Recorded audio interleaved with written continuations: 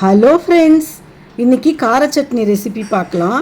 இதுக்கு தேவையானது எல்லாம் 15-20 சின்ன வெங்காயம், ஒரு பெரிய வெங்காயம், ஒரு தக்காளி, 5-6 பல்லு பூண்டு, ஒரு சின்ன பிஞ்ச் புளி, 4-5 மிளகாய் வத்தல்.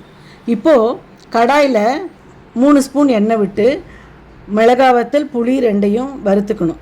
இந்த மிளகாய் வத்தல் எடுத்துக்கிறச்சு 4 மிளகாய் வத்தல் எடுத்துக்கிறோம்னா அதில் 1-2 பிடாகி மிளகாய் வத்தலாக இருந்தால் கார சட்னிக்கு கலர் நல்லா சிவப்பாக இருக்கும். பிடாகி மிளகாய் இல்லைன்னா நார்மலாக நம்ம எப்போவும் யூஸ் பண்ணுற குண்டு மிளகாயோ நீட்ட மிளகாயோ எடுத்துக்கலாம். இப்போது மிளகாய் வறுக்கிற அதே கடாயில் வெங்காயம் பூண்டு எல்லாத்தையும் சேர்த்து 1 ஸ்பூன் உப்பும் போட்டு வதக்கிக்கணும்.